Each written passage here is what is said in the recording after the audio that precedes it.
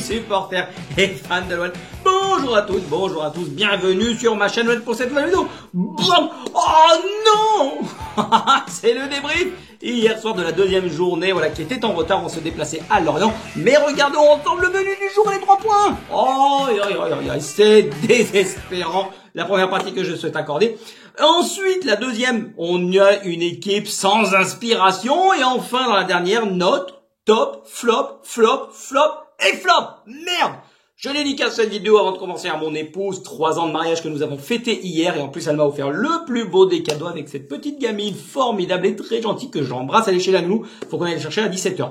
Mais voilà. J'ai un ami aussi qui souhaitait me dire quelque chose. Je ne m'attendais à rien et je suis quand même déçu. Voilà.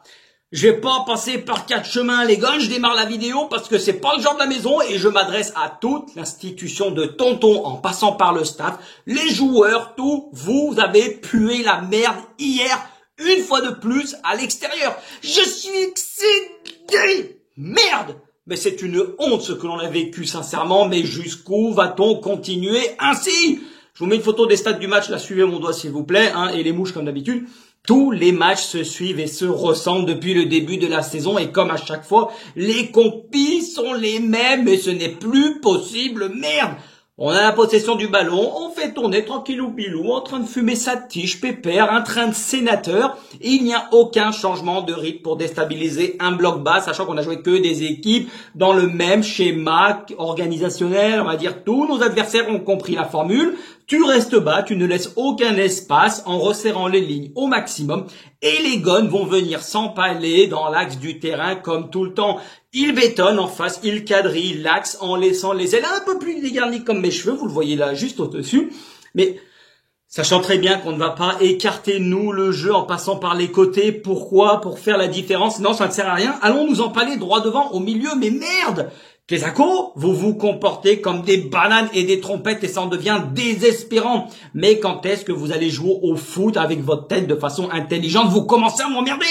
Vous ne comprenez toujours pas le plan établi par tous ceux qui nous jouent et ont compris comment gagner ou du moins gêner l'OL. Vous ne vous dites pas à un moment qu'il faut proposer autre chose, qu'il faut varier nos attaques, surprendre l'adversaire ou au moins créer des décalages pour essayer d'être dangereux. Non, vous êtes un troupeau de cons et c'est tout, sans aucune idée, sans aucune maîtrise tactique. Il n'y a pas de ligne directrice et c'est ce que l'on a vu hier qui était vraiment très grave. On n'y comprend rien, il n'y a pas de plan de jeu défini. On dirait que personne ne sait ce qu'il doit faire et ce n'est pas la première fois que je le dis. Merde!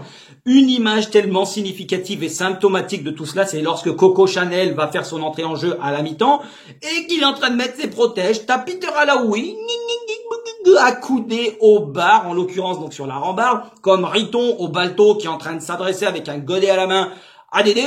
Mais c'est pas possible que tu vas rentrer, que tu vas jouer là. Mais non mais, oh sérieux? Maman, mais tu dois descendre pour tout arracher à la Antonio Conte, distribuer des gifles. La boîte à gifles, elle doit sortir pour indiquer cette béchamel de merde. Après une telle daube en première mi-temps, mais faut que tes joueurs, la mort vers leur coule du nez. C'est pas possible autant. C'est à toi d'insuffler aux joueurs, Peter Alaoui, cette rigueur du haut niveau et vraiment envie de secouer le cocotier. Tu tortilles trop du fion et ton langage corporel est nul, nul et renul. Ça fait nul au cube. Tu ne transmets pas cette envie, toujours dans les commentaires, en fin de match, encore une fois. Bon, on n'a pas bien joué, mais on se voit, on n'est pas bigleux, on n'est pas des tarifs bigleux, mais c'est pas possible. On s'en rend compte à un moment donné. Mais arrête de tortiller. Purée, je vous l'avais dit dans la dernière vidéo, et c'était Chris également du staff qui me l'avait fait remarquer en interne. Loïs Diony à la mi-temps, face à Angers, au micro de Prime Banania Amazon. Il l'a dit, ils allaient continuer à faire le pressing parce que notre charnière centrale, elle est extrêmement fébrile, elle est mise en difficulté et ils savent qu'il y aura encore des opportunités. Mais on va continuer à se faire chier dessus encore longtemps et finir le slip sur la tête jusqu'à quand? Plus personne ne nous respecte en Ligue 1, c'est-à-dire que voilà nos adversaires quand ils nous jouent, ce qu'ils en pensent, plus personne n'a peur et vraiment ne nous respecte. Mais c'est plus possible les gars. Ils savent qu'en restant solide derrière, bien en place, les espaces vont se libérer tout seuls et on va moucher rouge à chier nos dents. On ne fait plus peur à personne et nous, qui nous craint? Mais qui? On va se réveiller, tonton, toute la clip, baba, merde! Mais on en arrive où? Ça vous amuse, pardon, qu'on prenne des quenelles sur quenelles par des équipes largement à notre portée, qui juste en élargissant tous sur le même plan le jeu, ils arrivent à nous foutre dans la sauce. Mais à un moment donné, mais on peut perdre, il y a aucun souci. Mais avec la manière, sans baisser le falzar de la dignité, et merde, on est l'OL. Quand t'as la possession comme nous, c'est normal, tu vas jouer haut, il y a aucun problème à cela, c'est logique. Qu'à la perte du ballon, dans le contre-pressing, bah tu peux être désorganisé, tu vas y laisser des plumes, il y a des boulevards, c'est normal. Mais c'est le contre-coup de la gadoche, une part de gâteau et ça dégage, bande de nazes. Nous, c'est tellement fébrile dans notre repli défensif que tu te demandes si on bosse quelque chose aux entraînements. Je l'ai déjà dit et je le répète depuis belle lurette, à la perte du ballon, ce sont nos attaquants déjà qui ne font pas les efforts rapidement pour se replacer et gêner la défense adverse et la relance. Tété, non mais tête de l'eau, oui, tiens, tant qu'à faire, dis donc, qui c'est qui crie ici? Totem et Cambi, pareil, vous faites semblant, parce que la salade de phalange, elle va tomber, hein, la châtaigne, elle va voler, vous allez rien comprendre. Ça commence à claquer du fessier et ça m'emmerde, là, je préfère vous le dire. Personne n'est en place à la perte du ballon, personne ne s'affirme, personne ne s'affiche, personne n'affiche, du caractère également. Mais, je l'ai déjà dit, c'est des joueurs apathiques. Personne ne prend la parole, personne n'est capable de se rebeller. On prend l'eau de toutes parts, mais on ne sait pas se révolter. Le navire coule, c'est l'escalade de l'horreur. Je l'ai déjà dit, mais c'est à l'image de ce que l'on voit sur notre banc de touche, des mecs assis, en train de réfléchir. Mais babam, on n'est pas qui veut gagner des millions, on n'est pas au chiffre des lettres. On veut pas des mecs qui réfléchissent, on veut des mecs qui agissent. T'as l'impression que Peter Alaoui se dit, tiens, si je ferais rentrer Da Silva en pointe, ça peut être pas mal. C'est totalement illisible, notre ligne de conduite, et pourtant, on a vu du beau jeu par moments en ce début de saison, surtout face à Angers lors du dernier match. Mais si c'est pour se vautrer comme des sombres merdes dans le caniveau, ça sert à rien, dis donc, merde. Si les victoires à la maison, c'est bien, elles doivent être confirmées surtout à l'extérieur, parce que ça ne sert à rien si on ne sait pas se déplacer, si on n'est pas capable d'engranger des points à l'extérieur. Hors de nos bases, il faut montrer du caractère. Je vous ai mis une photo du classement également en parallèle. Mais dès qu'en face, il y a de l'impact et de l'engagement, ça ne répond plus chez nous. Allô, il y a quelqu'un, bordel? Sachant qu'on a joué des équipes à notre portée jusqu'à présent, et là on va attaquer du lourd. Il y a l'enchaînement Monaco, Paris, Lens, dont 2 déplacements. On n'est absolument pas prêt, mais c'est surtout qu'on n'a aucune certitude dans le jeu. Donc c'est comme quand tu vas aller passer un diplôme, tu révises la veille, ça passera pas tout le temps. Pourtant, pour l'instant, quand des équipes plus faibles, c'est passé. Mais là, attention, je peux vous dire qu'on va écarter les fesses et bien profond.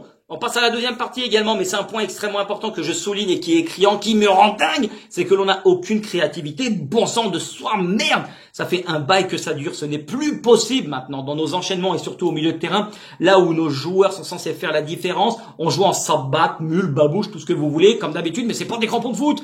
Aucune étincelle vient de Strident. Qu'a créé Le Penant? Ce ne sont pas des joueurs capables de créer du jeu. Ce n'est pas dans leur nature. Ils ont d'autres qualités et ils font très bien leur boulot, mais c'est pas à eux qu'on va demander l'étincelle. Il nous reste qui? Le Coco Chanel, le seul milieu de haut standing, on va dire, sachant que créer, il sait faire, mais il est à court de forme, il ne met plus un pied devant l'autre, donc du coup, pour le moment, il est hors du coup, donc ça va mettre du temps, le temps qu'il retrouve ses repères. Et on en revient à ce que le coach dit depuis des mois, je l'ai dit, on a vendu en l'espace de 6 mois nos 2 seuls milieux capables de percuter, casser des lignes, créer, faire des différences par des passes vraiment précises, avoir de l'étincelle dans leurs pieds, de la magie. Paquito et Bruno G, on les a vendus, tu t'es démuni et là tu n'as plus d'idée, t'es à court justement, tu n'as plus de solution dans l'entrejeu parce que eux sur un geste, sur une intuition, sur une inspiration, ils sont capables de faire basculer un match. Surtout Paquito, on a perdu 2 génies à la création, on n'a plus personne capable de faire ceci. Si le Coco Chanel il est pas dans le coup, on est mort, on est flingué. Voilà où mène une politique de merde à vouloir faire croire que tout va bien et qu'on n'est pas obligé de vendre nos meilleurs joueurs. Parce qu'on est bien financièrement, mais foutaise, cocorico, on est fauché, on n'a plus un radis, donc maintenant dites-le, merde! Tonton, nanar, vous étiez en tribune hier, il y avait Chérou également, toute la clip, ça s'est passé sous votre pif, nom de Dieu! Vous, cette dope de merde, vous êtes content du pestac que vous avez vu? Ça vous a plu? On peut plus se contenter de cette médiocrité, merde, et la volonté des dirigeants doit être la même que celle des supporters. On doit tous tirer dans le même sens, remettre l'OL à l'endroit. On peut plus, là c'est fini. Hier, la merguez tuait le symbole même de notre déliquescence, aussi bien sportive que tout va pas aller me pondre ce mec en défense centrale, tôt ou tard ça allait coincer, le prolonger également alors que ça fait des années qu'il n'arrive pas à mettre un pied devant l'autre au milieu de terrain. Mais c'est, à un moment donné, non. Tout le monde voyait et le savait au niveau de la charnière qu'il fallait investir sur un défenseur central de métier ou faire jouer Diomandé, Da Silva, Boateng, peu importe, même s'ils sont moins bons. C'est des mecs qui savent comment se placer, comment se déplacer. couvrir la profondeur, tout. Lui, non. Regardez, je vous mets une photo du but numéro 1. Il commet une faute bête autant qu'inutile. Derrière, on écroule la buvette. 1-0. Anto, il est pas irréprochable également sur son placement parce qu'il est beaucoup trop décalé côté ouvert. Il couvre pas assez une frappe au-dessus du mur.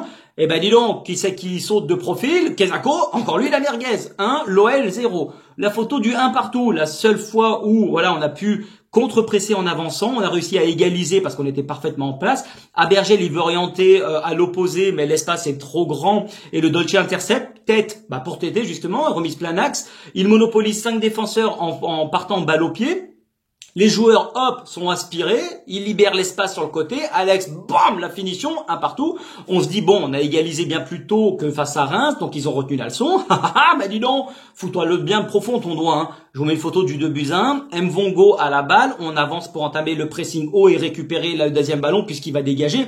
Non mais là j'en ai vu des pecnos sur des terrains de foule et des quenelles, mais la merguez, tu dépasses l'entendement. On ne laisse jamais rebondir un ballon de une pour éviter que l'attaquant se rapproche et te mette la pression. Toi tu laisses à la fois rebondir, mais en plus de ça tu gâtouilles et tu te fais prendre le ballon alors qu'il n'y a aucun danger avec Senghon pour 2 l'orientait.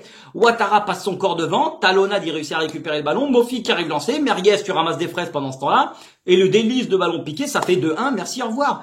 Et que dire du 3e but? Je vous le mets, mais Dieu bénisse, au-dessus c'est le soleil. Ah là, c'est l'escalade de l'or. Merguez 2, l'OL 1.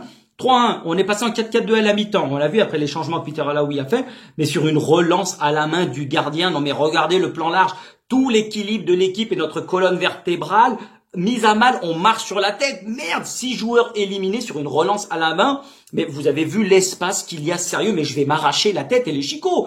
Contrôle orienté de Mofi qui élimine le Costello qui est sorti. Derrière, c'est Aqua Boulevard, babam, mais merde.